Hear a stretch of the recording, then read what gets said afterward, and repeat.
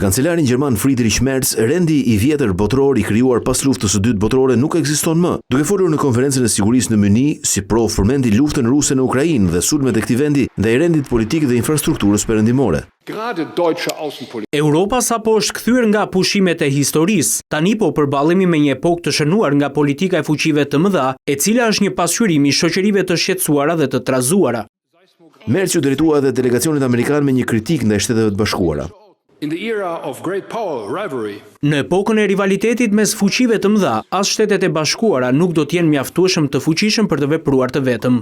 Vendeve kandidate për NBE, kancelari gjerman u drejtua me fjalët "nuk dua t'ju humbas", duke sugjeruar një strategji të re për të shpejtuar antarësimin. Më herët edhe sekretari amerikan i shtetit Marco Rubio, që kryeson delegacionin amerikan, theksoi rendin e ri botëror në të cilin secili duhet të shqyrtojë rolin e vet, ndërsa ambasadori amerikan në OKB Mike Waltz, në njërin nga panelet, i dhuroi kryediplomates së BE-s Kaja Kallas një kapele me sloganin "Ta bëjmë OKB-n sërish madhështore", duke nënkuptuar se Trump ka ndërmend ta reformojë edhe këtë organizëm, ashtu siç bëri me NATO-n.